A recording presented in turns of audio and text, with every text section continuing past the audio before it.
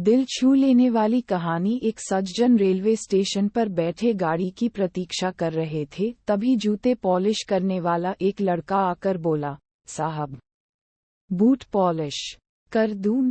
उसकी दयनीय सूरत देखकर उन्होंने अपने जूते आगे बढ़ा दिए। बोले, लो, पर ठीक से चमकाना। लड़के ने काम तो शुरू किया, परंतु अन्य पॉलिश वालों की तरह उसमें फुर्ती नहीं थी।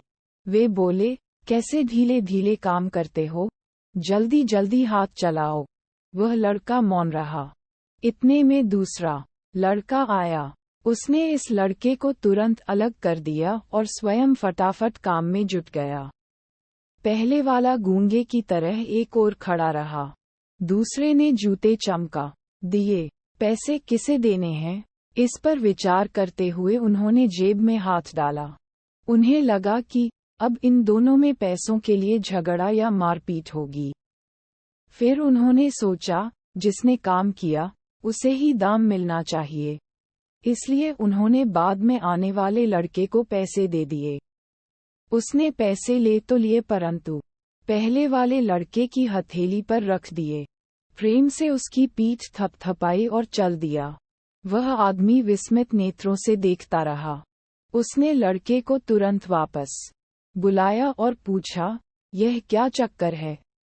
लड़का बोला, साहब, ये 3 महीने पहले चलती ट्रेन से गिर गया था। हाथ पैर में बहुत चोटें आई थीं। ईश्वर की कृपा से बेचारा बच गया, नहीं तो इसकी वृद्धा माँ और बहनों का क्या होता। बहुत स्वाभिमानी है, भीख नहीं मांग सकता।